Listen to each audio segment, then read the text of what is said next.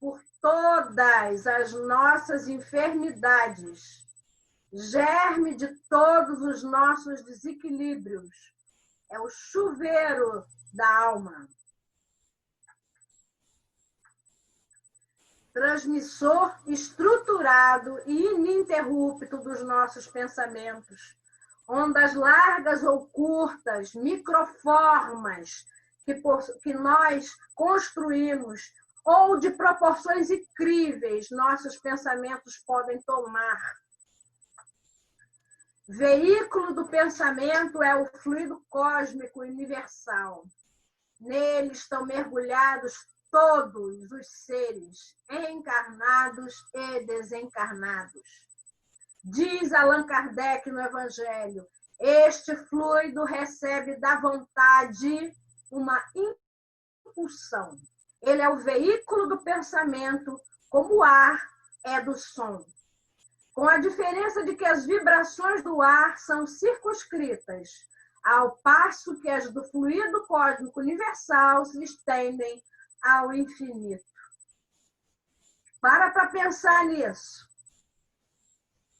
Tudo o que pensamos tem uma dimensão. Se a gente pensa firme e forte, vai longe.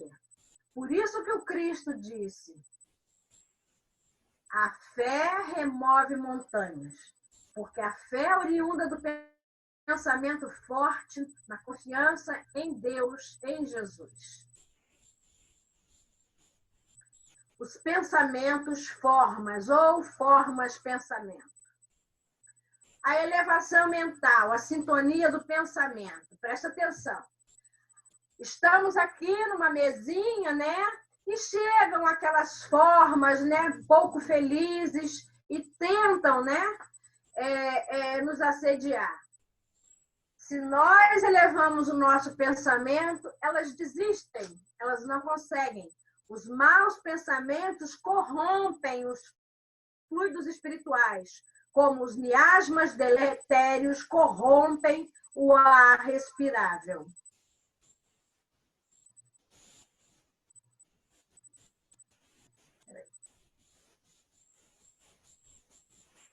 A energia do pensamento. O nosso pensamento pode criar formas admiráveis. O nosso pensamento no bem, o nosso constante pensamento em querer ser indulgente para com o outro. Porque, olha, é sabido, é público, é notório que nós encontramos diariamente na nossa vida de relação pessoas que são, no mínimo, sem noção. Mas, se nós saímos da nossa casa, né? No tempo que a gente podia sair, assim, né? Nós saímos da nossa casa, quando a gente levanta de manhã, a gente pede a Deus, muito obrigada por mais um dia de vida. Por favor, quem está com o microfone ligado, desliga, tá? Por gentileza.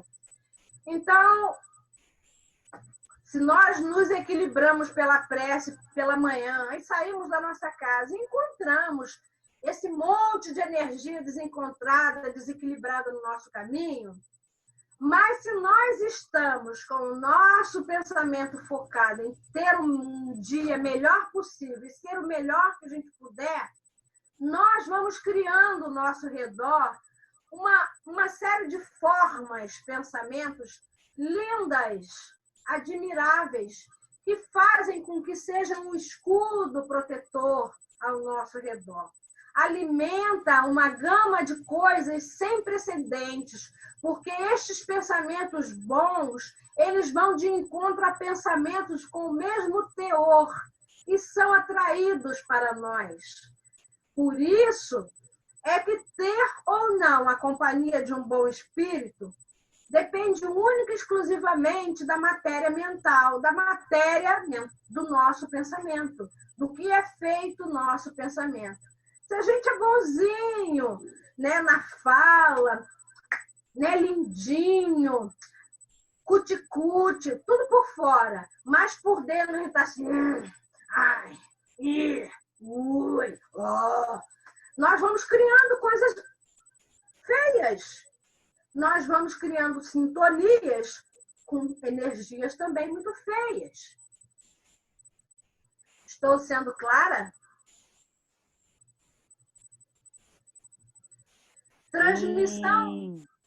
Transmissão do pensamento, a corrente fluídica.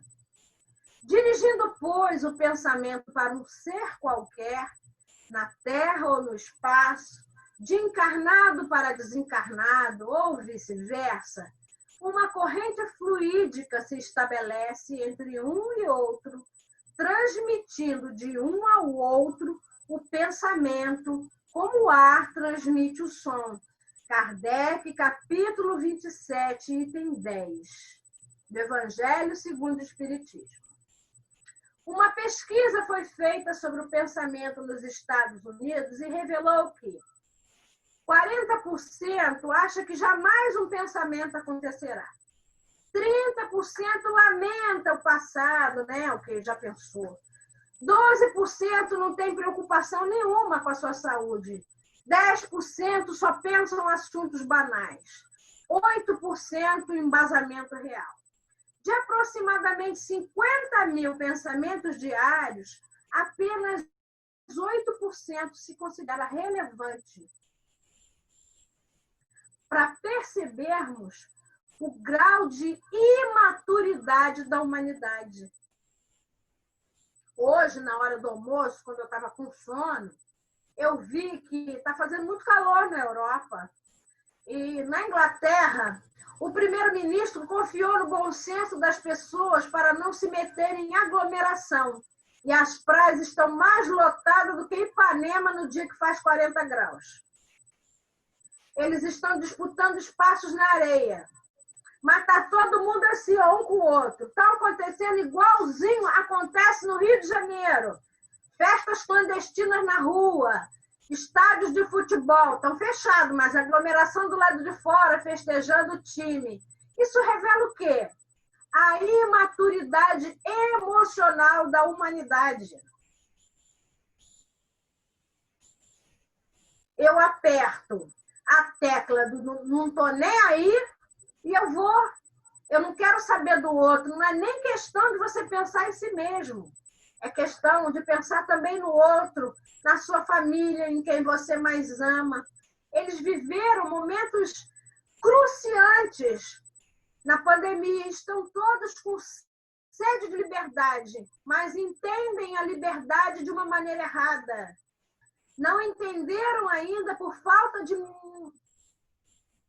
maturidade espiritual, que a verdadeira liberdade não é a liberdade do corpo, de sair para onde se quer. Eu posso ir aonde eu quiser, dentro do meu pensamento. Eu posso dizer para vocês, agora eu vou falar da Marisa, e não do livro. Eu conheço a França, eu conheço Moscou, particularmente eu conheço São Petersburgo, com a palma da minha mão, e eu nunca saí daqui. Até o cheiro. Se a gente firmar o pensamento e pensar com vontade, numa descrição, num livro, a gente sente. Então, eu posso, com a minha mente, sentir tudo, experienciar tudo. E nós ainda não adquirimos essa maturidade. Então, ainda precisamos daquela grande mestra, a dor, para podermos aprender a cultivar essa maturidade dentro de nós.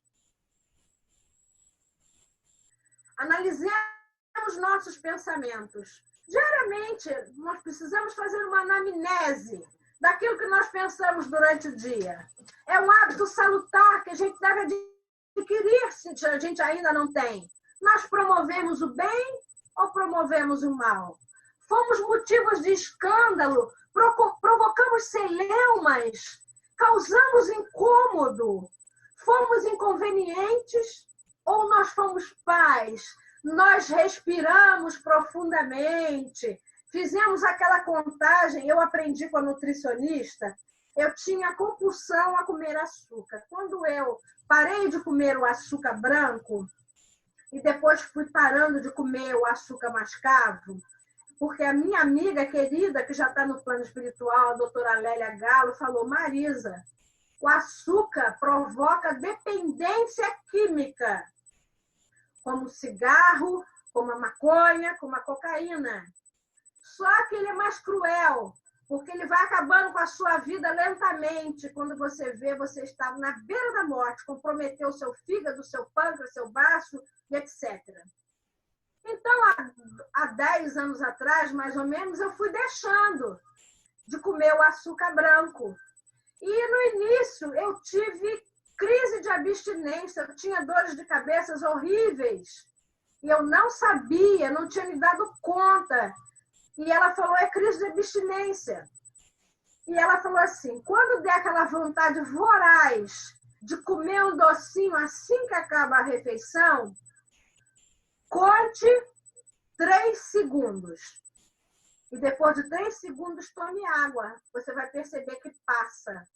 É o tempo que o cérebro leva para ter a vontade e se satisfazer com a água. Você substitui. E eu comecei a fazer isso. E as dores de cabeça foram passando, e a crise de abstinência também. E eu fui me desligando. Foi aí que eu fui começando a apreciar o chá sem açúcar, o café sem açúcar, o suco sem açúcar, o bolo de açúcar quase nada. Quando tem um pouquinho a mais, eu já não gosto mais. E o que tem a ver isso com promover o bem e o mal? Tem com disciplina. Nós podemos disciplinar o nosso pensamento, porque fazer fofoca e pensar mal do outro é um mau hábito que a gente carrega de muitas existências nesses corpos que nós adoecemos com esse mau proceder. Então, para que a gente possa perder esse hábito, nós precisamos usar de disciplina e precisamos disciplinar o nosso pensamento no bem. Quando eu olhar para o outro, o sem noção, né, o fora da casinha, de uma maneira desagradável, eu tenho que olhar para aquele outro sabendo de antemão que tem essa faceta sem noção. Mas eu tenho que olhar para ele, procurando nele o que ele tem de melhor. No final das contas, você vai perceber que com o tempo e se impondo essa disciplina, nós vamos adquirindo uma virtude que o Evangelho fala de muitas vezes. É um dos caminhos para se tornar homem de bem.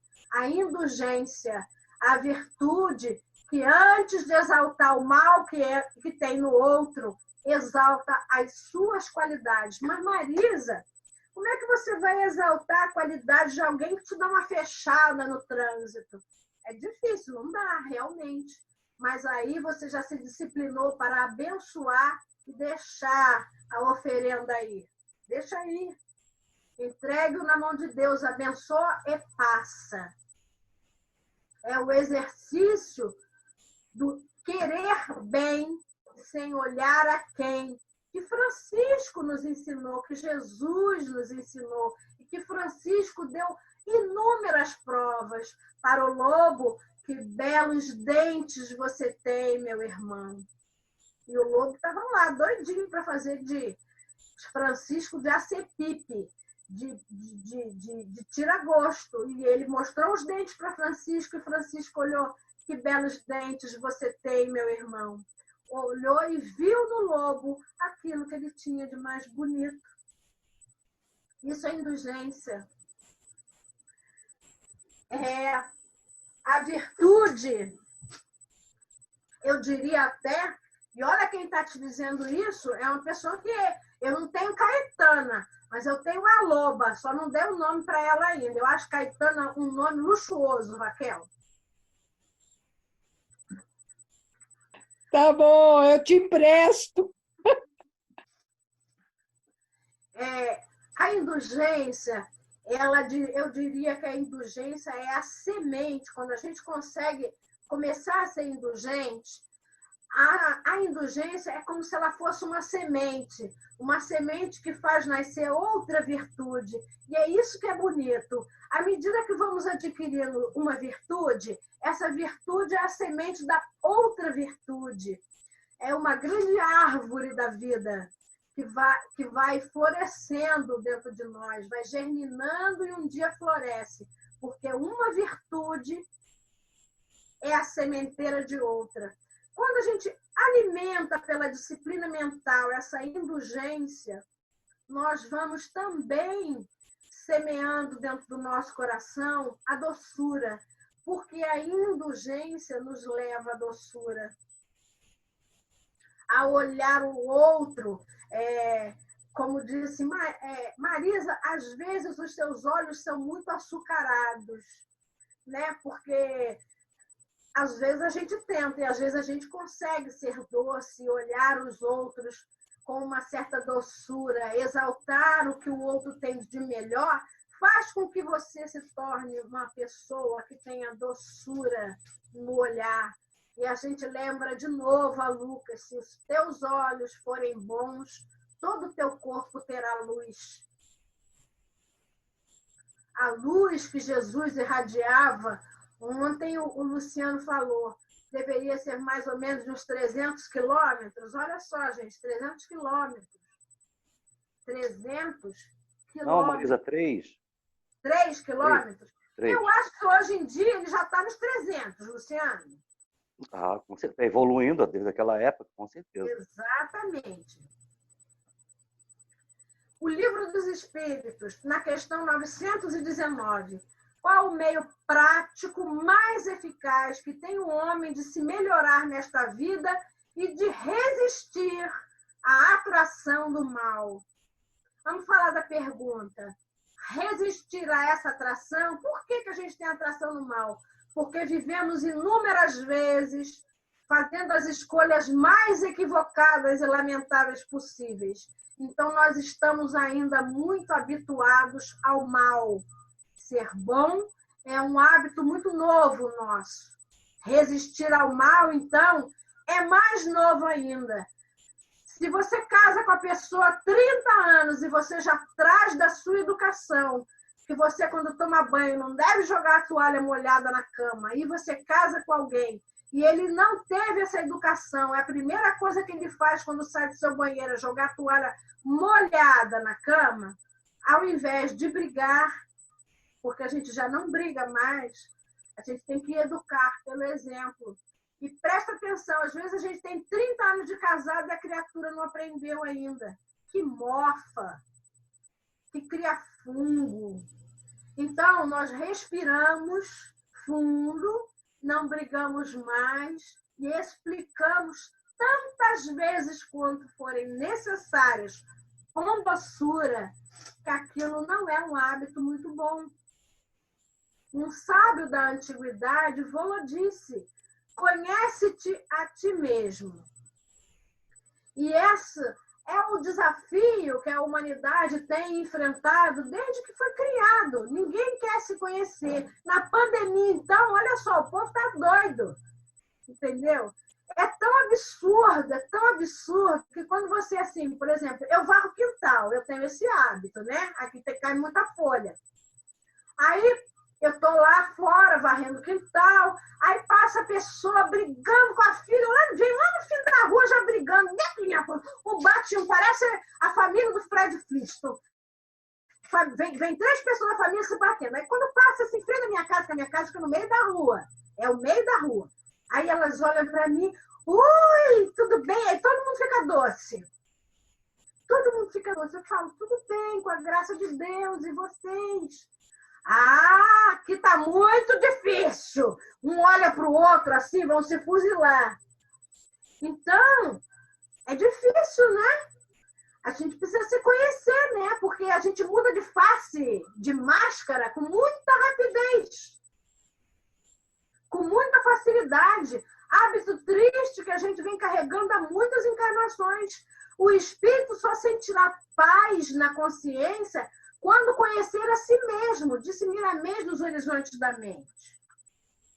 A autoeducação, a reforma mental, elevar, transformar, despertar consciência, plasmar ideias, revigorar forças através do pensamento. Esse é um projeto do nosso espírito, esse é um desafio lançado diuturnamente aos nossos espíritos. Essa reforma mental, para que nós sejamos os discípulos, né, da última hora, os trabalhadores da última hora, com qualidade, com estatura espiritual para ser instrumento da paz de Deus. Nós precisamos nos qualificar, usar esses períodos críticos que a humanidade está passando para se autoaprimorar, para se autoelevar, para olhar para dentro de si e perguntar por que eu me entristeço de uma hora para outra, por que eu me sinto a mais desvalida das criaturas, por que eu acho que todo o sofrimento do mundo eu carrego. Sair do âmbito do próprio umbigo e estender esse olhar para o lado,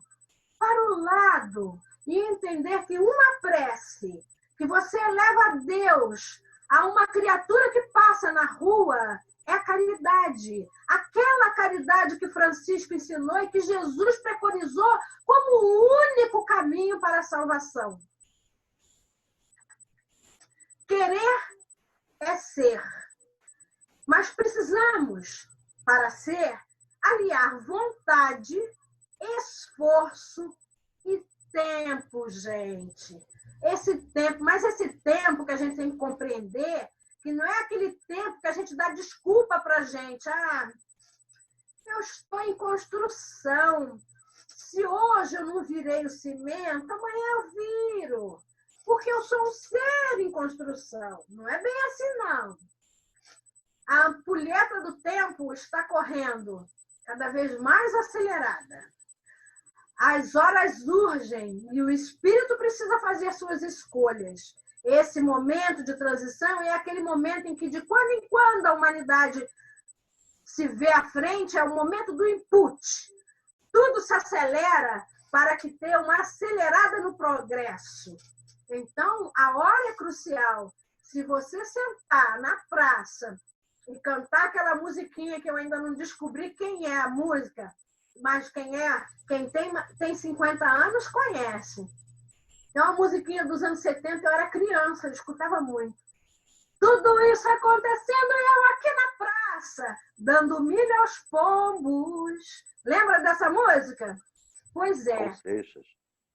Se a gente não quiser ser o cara que está sentado na praça somente dando milho aos pombos, e ficar esperando e vendo o bonde da história espiritual da humanidade passar, precisamos aliar essa vontade férrea e atuante, mais esforço, porque terão muitos dias que a gente vai acordar, que a gente não vai querer nem tirar o pijaminha, a gente não vai querer nem olhar para a cara de quem está com a gente dentro de casa. A gente não vai querer nada. Hoje eu quero um pote de sorvete, uma colher e uma série para eu maratonar, porque eu só vou ficar olhando para aquilo e eu vou esquecer o resto.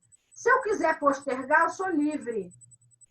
Mas a gente tem que lembrar que a semeadura é livre e a colheita dessa postergação inconsequente, irresponsável e leviana já, porque a gente já conhece, não tem mais a desculpa da ignorância, fica por sua conta. Precisamos mudar costumes. Precisamos desligar a televisão na hora do almoço, na hora da refeição, e olhar para quem senta conosco. E perguntar, você está bem? Como está sendo o seu dia? Olhar no olho do outro, que é a janela da alma. E não, nham, nham, nham, nham, nham. Eu ainda há pouco estava também ligado, vendo aí uma coisa antiga, aí, Masterchef. O menino passou uma equipe para trás e ainda deu uma entrevista, 22 anos, numa competição de culinária. Nós tiramos tudo, nem usamos todos os tomates, mas eu não estou nem aí para ele. Minha farinha é pouca, o meu pirão primeiro. Se a gente não mudar esse costume, primeiro eu, segundo eu, terceiro eu, quarto, quinto, sexto, décimo, nós vamos continuar no banco dando milho ao pombo. E o pombo vai evoluir e você vai continuar lá.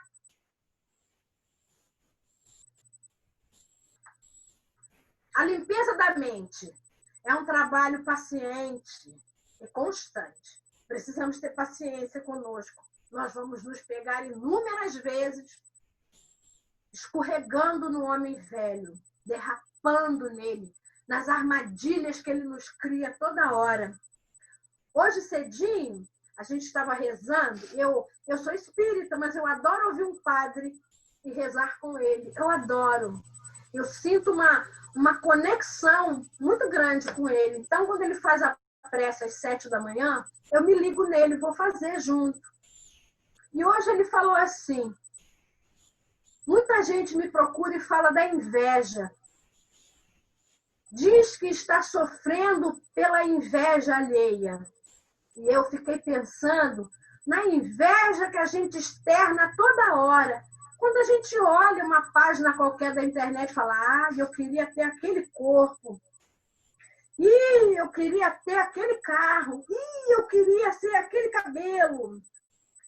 Quando isso é falado de uma forma de admiração sincera, não é inveja, é admiração. Mas na maioria das vezes a gente profere essa frase num tom de lamentação, que é uma lamentação invejosa.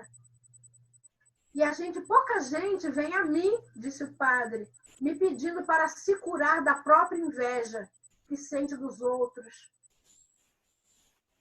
Muita gente nem admite que é invejoso. E para que a gente possa fazer esse trabalho de limpeza, de mudança, nós precisamos admitir os nossos defeitos. A gente sente inveja, sim, ainda, porque a gente ainda não se acha bom o suficiente, lindo o suficiente. Nós ainda não vemos o brilho que nós temos dentro de nós. Nesse grupo aqui, ele é fantástico, sabe? Eu falei para o Cláudio que esse grupo é um desafio maravilhoso, porque eu tenho visto diuturnamente as pessoas se superando, tentando fazer o seu melhor. E eu até comentei com ele que eu achei tão bacana na quarta-feira. Eu não podia entrar, o Luciano não podia, o Eunápio não podia. E aí eu falei assim, então eu vou pedir para a Raquel. E a Tati falou assim, não vamos pedir para a Raquel, não, porque amanhã já é o dia da Raquel, nós vamos onerar. Eu e a Josi vamos fazer. Nós vamos tentar fazer no nosso melhor.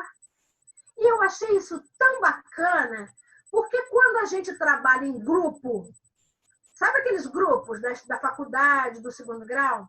O grupo é assim, eu não vou poder. Aí o fulano, que é assim mais safo na matéria, falou, não, pode deixar que eu faça e bota o nome de vocês. E não foi isso que a Tati fez. A Tati, esse grupo, tem se comportado como uma equipe. Equipe é aquele pessoal que faz a corrida do revezamento. Eu vou correr rápido, no tempo que eu tenho que correr, porque eu tenho que passar o bastão na hora certinha, porque senão a minha equipe perde a corrida. E esse grupo tem se comportado assim, como uma equipe. Não tem nada formal, não tem nada estabelecido. Mas quando um diz assim, eu não posso, hoje eu não estou bem, o outro vai lá, não porque é melhor, mas porque ele quer ajudar a manter esse contínuo. Porque esse contínuo está fazendo bem para todos. E que Deus nos conserve assim. Não sei até quando, não sei como vai ser, mas que Deus nos conserve assim, porque nós estamos fazendo um curso completo e bonito de trabalho em equipe. Essa mesma equipe que nos leva, quando nós dormimos, para trabalhar no mundo espiritual e faz a gente acordar escutando músicas lindas, tendo sonhos maravilhosos, às vezes nem se lembrando, mas acordando bem. Vocês têm percebido como nós estamos acordando melhor? Vocês têm reparado nisso? Reparem. Todos aqui não deixaram de ter problemas, mas nós estamos mais robustos na fé, mais esperançosos, menos zangados com o comportamento imaturo dos nossos irmãos em humanidade. Vocês já perceberam isso? O quanto a gente já caminhou em tão pouco tempo? O quanto a gente já está adquirindo? Vocês já pararam para pensar Então, a gente tem que ter paciência conosco, porque é um trabalho de paciência, mas constante. Fiquem felizes. Nós devemos modificar os nossos pensamentos, doutrinar no amor as nossas emoções, observar a nossa palavra, procurar filtrar. Eu acho tão bacana quando alguém me procura e fala assim, olha, eu queria dizer alguma coisa, eu queria falar, responder fulano, mas eu não sei como é que eu vou falar. O que você acha? Como eu devo falar? Esse cuidado com o outro é uma coisa bonita de se ver. E a gente já está vendo. O cuidar para não ferir suscetibilidades, para não ferir emoções, porque todo mundo que está aqui, pelo menos nesse grupo, tem alguma feridinha aberta, em algum cantinho, nem que elas estejam bem escondidinhas, que pareçam como tem casquinha, que elas já estão cicatrizadas. Mas tem uma música, eu acho que é do Chico, diz... faça não, pode ser a gota d'água, pode ser a gota d'água. De repente, uma palavra mal colocada pode ser a gota d'água, a gota de ácido que vai dissolver essa casquinha, que ainda é muito tênue na nossa ferida, seja ela na alma. Então, procurar filtrar. E olha, quem está falando é Marisa, tá? E usa essa língua, meu Deus do céu, é por isso que os espíritos me botaram para fazer palestra, para que eu aprenda a filtrar as palavras. Meu Deus, se eu fosse um advogado de acusação, eu tinha mandado muita gente, por causa desse dom de falar como espada, muita gente inocente para a cadeia, mas ele não deixou ser nem advogada, nem juíza, nem economista, foi em outra vida, embora seja, né? Ele não deixou. Ele teve misericórdia. Assim como ele tem misericórdia de cada um de nós. Se a gente for parar para pensar nos nãos que a vida já nos deu, nos caminhos que queríamos trilhar e recebemos não, não. E como nós recebemos esse não, e como a gente olha para esse não hoje em dia e percebe que esse não foi misericórdia, faz toda a diferença na nossa caminhada. Devemos orar e vigiar e policiar nossa mente, mas policiar mesmo, como um guarda muito severo a nós, para que essas palavras saiam de uma forma a encontrar com o outro e espalhar no outro a bondade, a benevolência que já nasceu no nosso coração. Nós já temos tudo isso. O nosso diamante, o nosso espírito, que é um diamante radiante, que Jesus observa radiante, ainda não tem brilho, mas ele já está despertando. Nós começamos a lapidar. A doutrina espírita, abençoada a doutrina espírita, já está nos lapidando. Vigilância mental. Essa vigilância dá tempo para que a gente raciocine, sabe? A gente não fala mais a primeira palavra que vem na mente. A gente respira, conta os 3 segundos, e nesses 3 segundos, raciocina e fala de uma maneira diferente. Às vezes escapa, mas não é para a gente achar que a gente é a última das criaturas, não. Levanta, sacode a poeira e dá a volta por cima. Começa de novo, você vai conseguir. A conduta física nem sempre é o retrato fiel da conduta mental. Na maioria das vezes não é. Nós usamos aquelas máscaras, né? As faces sociais que ainda pomos muito, ainda não conseguimos fazer na intimidade aquilo que somos publicamente. Mas é um exercício. A formação dos nossos pensamentos determinará a nossa conduta. Se eu penso assim, ele está me xingando e eu, naqueles 3 segundos, eu não vou devolver essa ofensa, isso está determinando a minha conduta. Isso está determinando quem eu quero do meu lado para me inspirar. Pensamento e ação. Corrigir o campo criativo da mente antes da formação das ideias. Olha que coisa louca! Não é? É a gente separar. Sabe quando a gente compra aquela alface americana, que às vezes ela é deste tamanho, e aí a gente vai de folha por folha e separando as folhas que são melhores, a gente separa os pensamentos.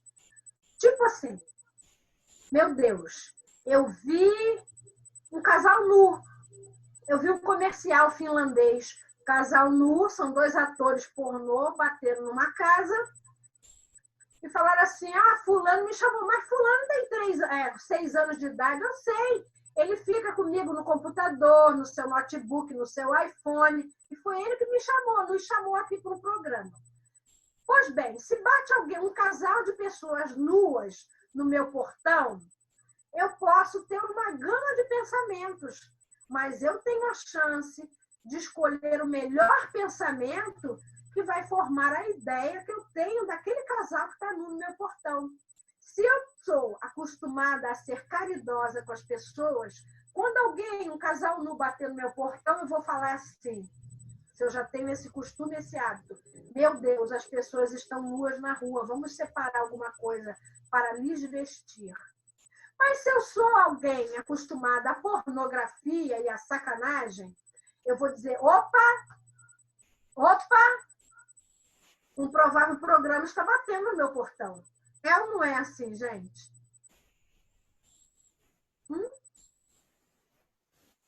É ou não é assim? Sou eu que dou conformação ao meu processo criativo. Sou eu que comando. Autodomínio. Não deixar que os pensamentos se tornem ações. Entre pensar, falar e fazer é um caminho longo. E se você se autodomina, se autodisciplina, o caminho entre o pensamento e a ação, você reflete, raciocina, vigia, peneira e modifica. No livro Dias Gloriosos, a Joana de Ângelo nos diz, através da psicografia do Divaldo Franco, muitas vezes enfrentarás campos psíquicos minados por cargas viciadas e perigosas, imantadas por seres espirituais perversos e doentios que se utilizam de outras pessoas para te alcançar e prejudicar. Somente poderás conduzir-te nessas batalhas com os recursos morais que provêm das tuas energias psíquicas. Como não temem outros recursos, será através das tuas vigorosas emissões vibratórias que a eles escaparás. Se eu tenho um vizinho que há 18 anos, na hora do meu culto, incita os cachorros a latir e coloca funk na maior altura, ou bate nos filhos e eles começam a gritar, se eu devolvo para o meu vizinho impropérios mentais, animosidade e outras coisas ruins a mais, eu não vou escapar desse vizinho nunca. Eu não vou contagiá-lo com o bem que eu carrego, porque eu não carrego o bem. Eu estou fazendo tudo errado. Eu preciso contagiar ele com a minha vibração mental. De abençoar, de rezar pela sua paz, de desejar verdadeiramente que essas criaturas tenham paz. Só assim eu vou mudar. Só assim eu vou impregná-los com a minha vibração vigorosa. Onde se encontra o poder da prece nisso tudo? No pensamento. Forma de energia. Está no pensamento o poder da prece que por nada depende nem do lugar, nem do momento em que ela está sendo feita.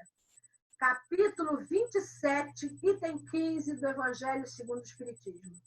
Podemos estar em estado de prece o tempo todo. O que é estado de prece, Marisa? É rezar o rosário, como a gente faz lá nas igrejas?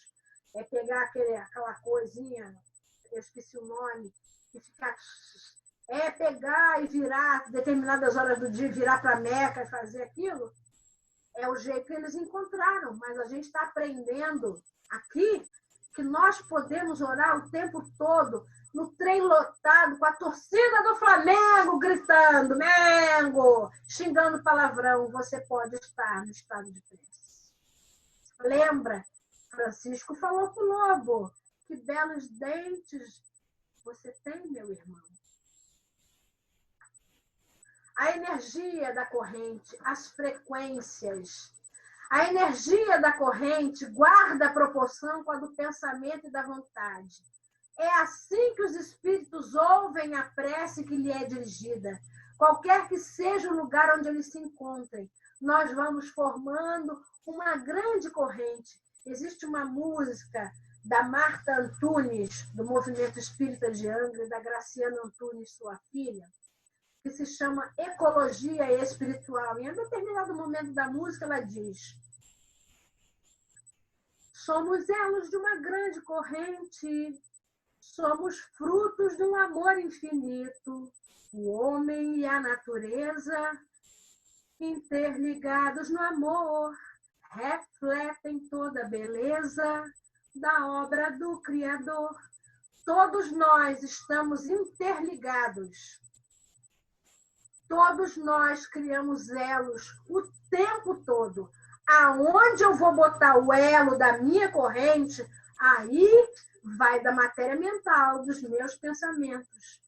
Aí vai do que eu estou alimentando. Eu estou alimentando a loba, ou a caetana da coisa, ou eu estou alimentando a doçura, a afabilidade, a paz, o amor. O que eu estou alimentando? Aonde eu estou ligando o meu elo? A resposta da prece. O homem se acha, então, na posição de alguém que solicita bons conselhos e os põe em prática, mas conservando a liberdade de segui-los ou não. Isso é livre-arbítrio. Estímulo do espírito de luz.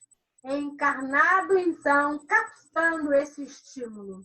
Nós temos liberdade, livre-arbítrio. É o maior presente que Deus deu para as suas criaturas, o poder de escolha. Onde eu vou atar o meu elo? Eu sou livre, mas essa liberdade tem custo, tem preço, tem colheita.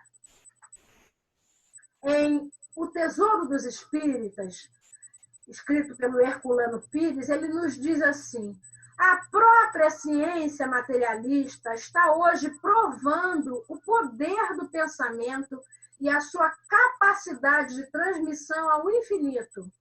O pensamento, empregado na prece, leva ainda a carga emotiva dos mais puros e profundos sentimentos. Então, não é pela multiplicidade de palavras, não é pela verborragia pseudo-intelectual que você faz a prece, não é o verbo do Emmanuel, que é muito difícil para as pessoas mais simples, é o sentimento que você carrega. É olhar para Deus e falar assim: eu estou aqui, Deus. Oi, Jesus, eu sou o Zé. Mas falar eu sou o Zé e estou aqui com todo o coração, com todo o sentimento. É sentir.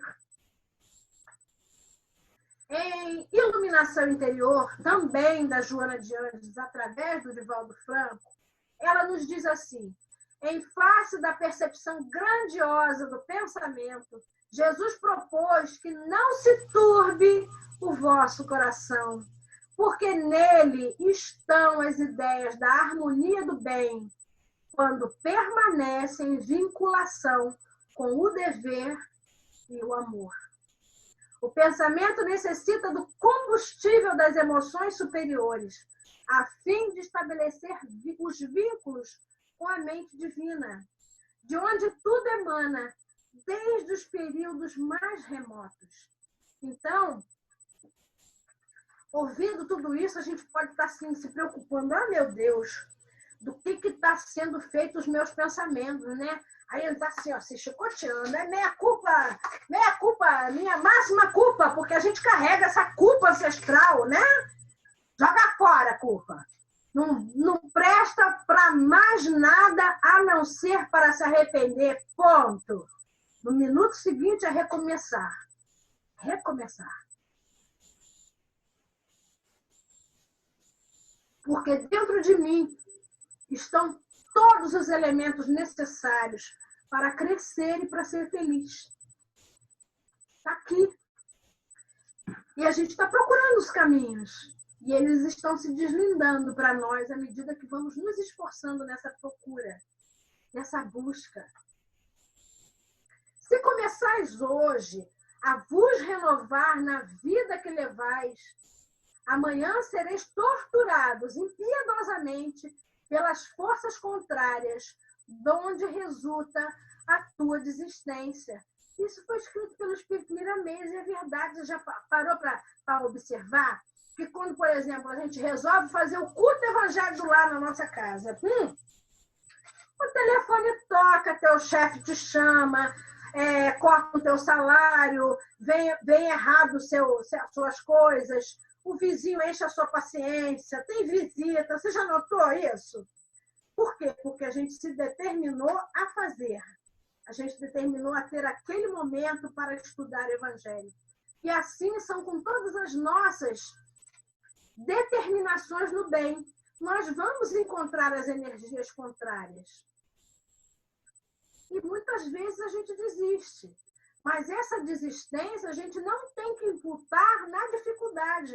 A gente tem que imputar a desistência, a nossa responsabilidade que cedeu ao homem velho, que está mais acostumado a errar do que a persistir no bem. Aquele que perseverar até o fim será salvo. Foi o que nos disse o Mestre Jesus.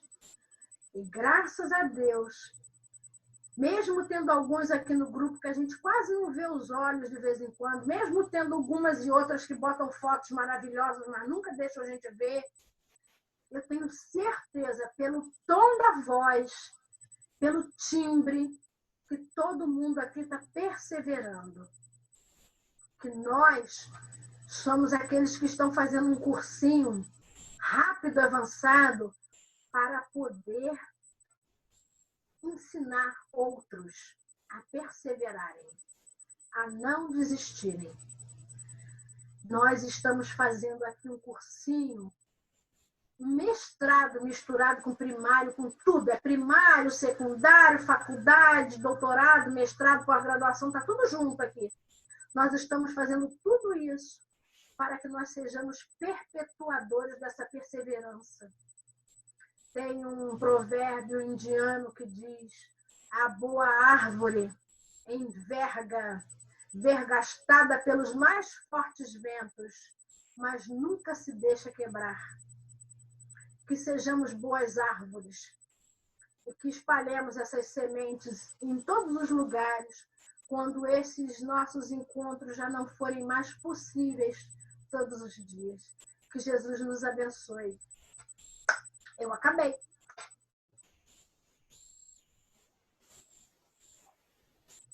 Maravilha. Como é bom te ouvir, Marisa. Obrigado. No meio da sua fala, o Luciano e a Josi levantaram a mão. Pode falar! Vocês querem falar? Eu quero sim, para variar, É verdade, né? Luciano. Para variar. Eu levantei 3 pontos aqui, não sei se vou me lembrar dos 3 Foi porque eu não inconsciente na anotei. tela. Aí eu levanto a mão 2 vezes. Tá bom?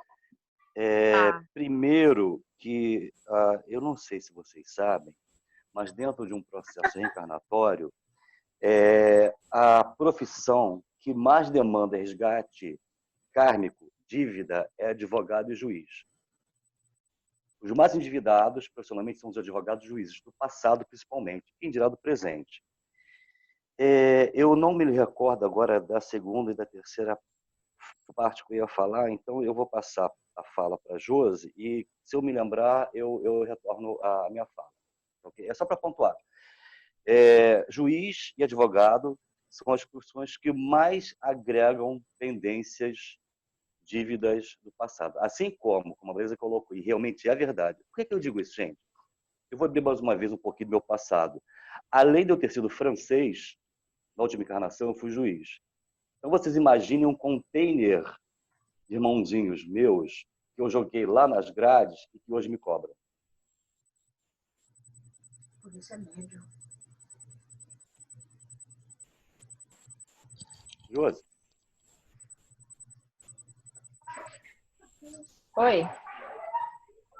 Pode falar. Não, eu tinha levantado, quando eu encostei na tela, ele levantou a mão, mas foi, bom, foi maravilhoso, assim, complementou muito o que foi estudado antes no Evangelho, né, onde a gente estava tão ansiosos, né, tão se voltando para dentro, muito preocupado, então complementou, né, para que a gente tenha paciência, né, conosco mesmo, e essa coisa da gente estar realmente todas as tardes ouvindo hoje, aí processa, aí vê amanhã, processa também, e acaba que a gente toma mais cuidado realmente quando vamos responder, né? Quando vamos nos pronunciar, né? E é isso, né? É a construção diária. Mas foi muito bom, Marisa. Foi muito legal, que digamos que acerenou os corações. E que é importante a gente também saber que tudo depende da nossa mente, né? Do que nós estamos pensando, né? E que a gente pode, né? E quando você falou da coisa da gente, assim, mesmo com os problemas, mesmo com as coisas, continuamos brandos, né? É verdade, a gente não está desesperado, apesar de alguns momentos a gente achar que não vai conseguir, né? Mas o desespero não chega porque a gente logo busca a prece, né? E a gente tem a ajuda. Obrigada. Camila, Verdade. agora você. E antes da Camila, se dá uma olhada no bate-papo, Marisa, que as pessoas é difícil um estudo onde as pessoas ficam exaltando assim durante todo o processo. Foi tendo uma conversa paralela. Depois, se você puder, foi muito legal assim a postura do bate-papo com o seu trabalho. Fala, Camila. Oi, Marisa. Hoje eu conversei com o Luciano mais cedo, porque tudo que você falou agora na sua palestra aconteceu comigo. E eu vou te contar, eu estou muito emocionada, eu acho que meu pai está aqui do meu lado, sabe? Eu tenho sentido muito falta dele, eu tenho conversado muito com ele, então pode ser que em determinado momento eu não consiga falar tudo que eu preciso. Mas eu fui hoje à prefeitura aqui de perto da minha casa para buscar um documento do meu filho, porque nós não temos cidadania europeia. E quando um bebê nasce aqui na França, ele, mesmo sendo filho de pais estrangeiros, ele precisa que a França o permita sair do país. Você não sai com nenhuma criança daqui sem que haja esse documento que eu fui buscar. E para fazer esse documento, a gente deposita um dossiê enorme, lotado de papel, que eu nunca vi eles gostarem tanto de papel igual aqui. E cheguei lá hoje com o documento pronto no guichê, fui super educada com a atendente, ela também foi muito educada comigo, só que ela chegou para mim e falou comigo, olha, não tem foto. Eu falei, como assim não tem foto? Eu entreguei 3 fotos quando foi pedido no dossiê, eu tenho toda a lista aqui. Ela falou, mas senhora me desculpe, eu não tenho o que fazer. Eu falei, não, eu entendo que não é sua culpa, mas eu não posso sair daqui sem esse documento, porque eu entreguei. Ela falou, não tenho como te entregar o documento para você colar a foto em casa, porque eu preciso colocar um carimbo aqui da República Francesa. Ela me explicou o processo. Eu saí de lá muito nervosa, xingando, brigando. Não a moça do guichê, mas xingando a prefeitura. Aí eu peguei meu filho e tal, calor danado, peguei o ônibus todo de novo, 2 ônibus, aí volta para casa, aquela confusão danada. E no meio termo, assim, eu virei e falei assim, gente, eu não tenho por que ficar com raiva, porque a menina tá sendo super educada comigo. Não foi ela que perdeu as fotos do meu filho, entendeu? Ela vai me entregar o documento que eu mais preciso para viajar, para sair do país, ele tá pronto. Então, vamos reverter essa situação. E se a gente aprende a virar a chave nesse ponto, sabe? Tipo assim, aprende a selecionar o que a gente vai falar, né? Tem horas que é impossível. Vou falar que a gente não consegue porque nós somos humanos encarnados e tem horas que a gente não consegue mesmo. Tudo flui, sabe, de uma forma diferente. Aí na hora que eu cheguei, o segurança da prefeitura, todo mundo, aquela triagem imensa, porque não está tendo atendimento presencial, a não ser que marque pela internet, virou e falou assim, madame, de novo, você por aqui com o neném e tal, o que aconteceu? Eu expliquei para eles o que aconteceu e todo mundo me tratou super bem. Aí, na hora que eu fui embora despedir, eles falaram: eu espero não ver a senhora aqui de novo por causa desse documento. Eu falei: não, não vai ver, não. Se for ver, vai ser por outro motivo. Mas se fosse qualquer outra pessoa, ou se fosse eu no momento do ódio supremo, né, que a gente tem, assim, muita raiva, eu teria xingado a mulher, teria feito um escândalo com ela, teria chamado o supervisor. Eu falei com ela: tudo bem, eu vou para casa. Ela falou: você mora perto? Eu falei: eu moro, eu vou pegar 2 ônibus, mas eu moro perto. Aí ela falou: tudo bem, então você volta, porque você sabe que não é culpa minha. Eu falei: no final, a gente ficou amiga. Aí ela falou assim: nossa, eu sou doida para conhecer o Brasil, não conheço o Brasil, é samba, carnaval, caipirinha. Eu falei: não é só isso não, tem muita coisa boa lá que você tem que ir para conhecer. Por quê? Virou a chave, entendeu?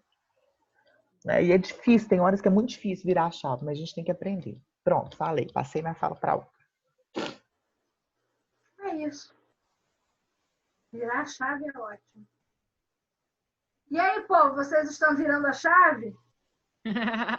Tem alguém? Tá? Então, o Luciano pôs a mão e tirou, não sei. Não, o meu é rapidinho, é só para falar como foi maravilhoso. O que eu assim mais achei interessante, como que as carapuças iam sendo colocadas. Exatamente, Raquel. O outro dizia: tô perdido. A outra: ai, Jesus, eu não posso agora, que não sei o quê. Foi muito engraçado. Eu estava aqui me divertindo. Caiu mais a carapuça que não falou do açúcar, né? Do açúcar foi ótimo, porque eu falo muito com o Luciano. Eu não uso, né, açúcar só assim no bolo, mas é bem menos, bem pouco. Mas o chá, café, e ele é horrível. Aí eu digo: não, experimenta, olha que delícia, você sente o sabor do café. Aí ele me xinga, né? Não, isso não é verdade, não. Eu nunca te xinguei. Xinga não. Me chama de bruxa, assim, mas só isso. Também não. Gostaria de falar. Então foi muito legal, porque cada um ia fazendo a sua colocação assim das carapuças, mas foi ótimo, parabéns. E fechou com o assunto da quarta, o de ontem, fez assim, com a chave de ouro. Beleza. Seu Dato, eu queria falar? Vou falar sim, Marisa. Primeiro eu tenho que ali. As 2 orelhas estão vermelhas aqui, de tanto puxão, né? Tanto puxão de orelha que você deu hoje, né? É muito interessante, né? A gente, uma palestra sem grandes pretensões e tocar tão profundamente na ferida de cada um, né? Espremendo tumores, né? O tempo todo, né? Tirando os carnegões assim o tempo todo, né?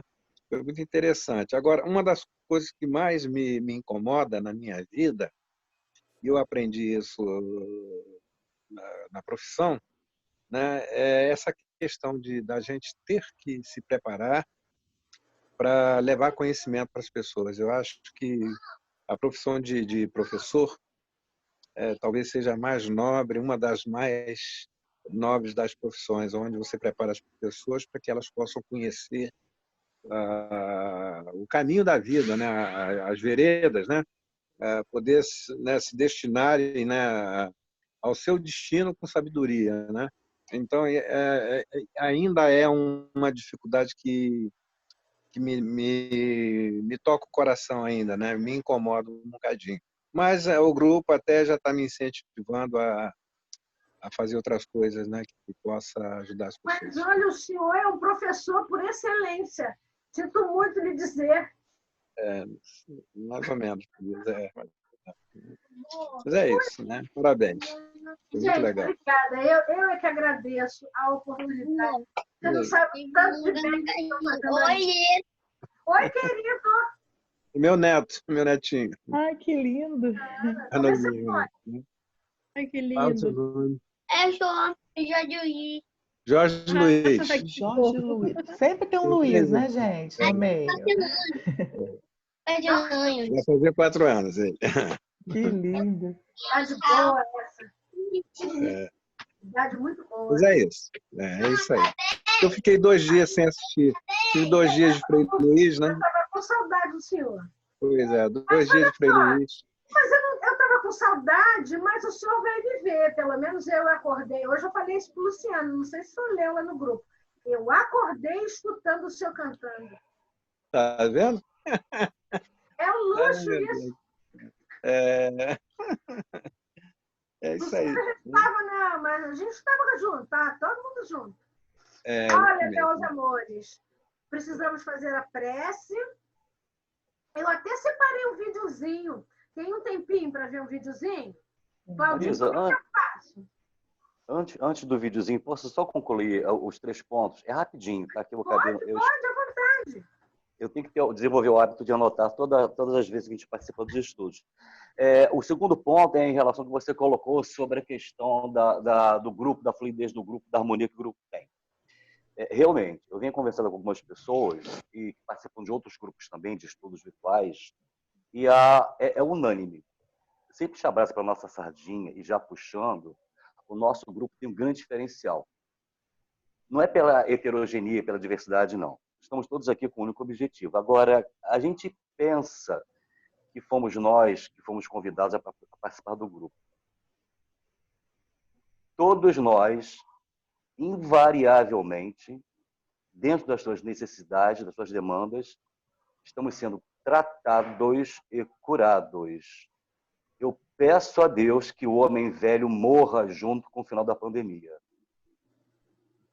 E que o homem novo está sendo cultivado desde o final de março até hoje, e mais alguns meses para frente ainda, se revele quando tudo isso terminar.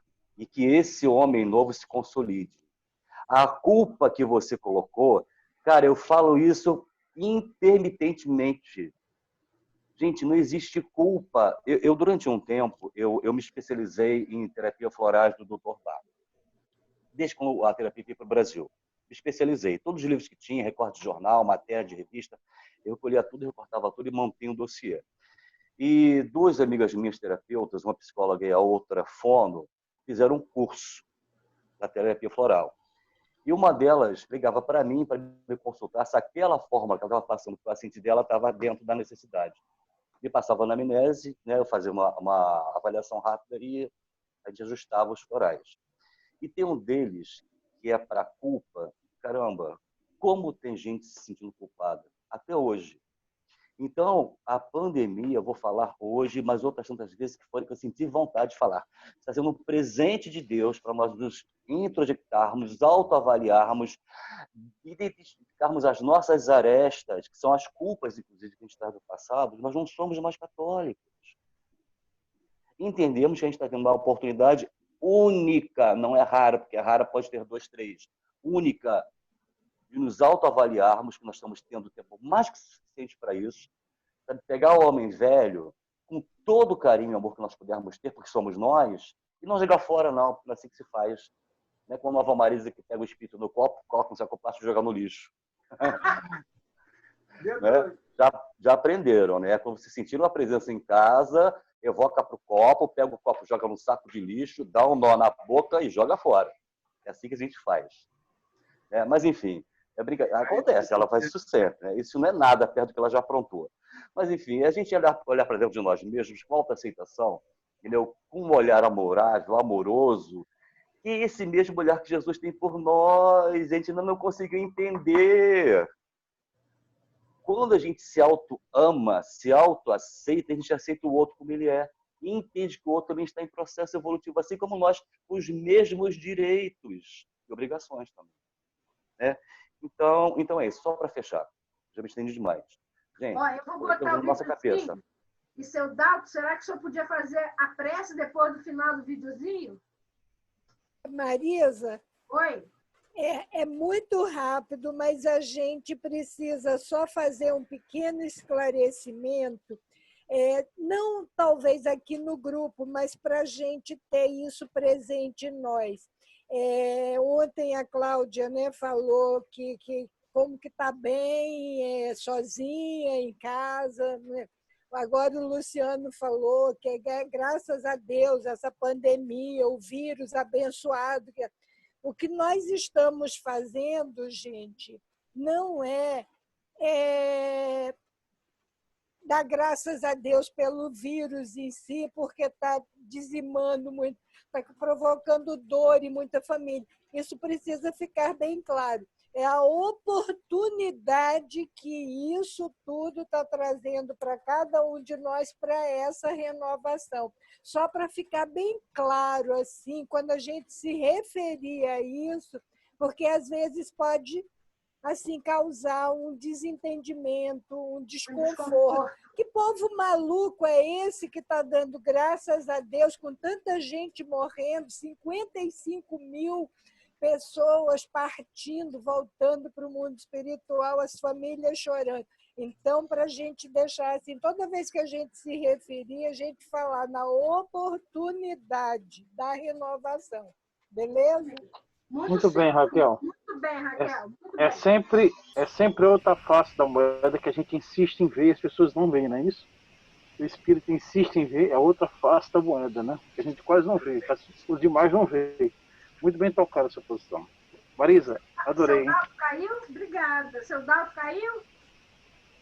Não, seu Dalton tá aí. Seu Dalton não caiu, não.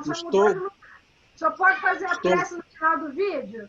Posso, querida? Posso sim. Tá, eu vou passar o videozinho e depois só faz a prece. Vamos ver se todo mundo escuta. Aumenta bem.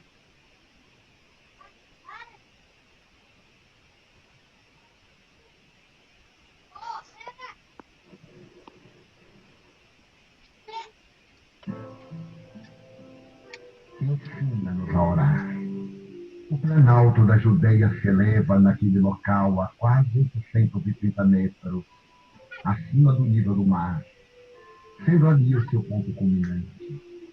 Efraim é região bucólica, onde os damasqueiros se arrebentam em flores, se vestem de frutos, e as tulipas se multiplicam em campos verdejantes com a abundância do sol dourado, cujos poentes se demoram em fímbrias coloridas, contrastando com as sombras das noites de Vitória.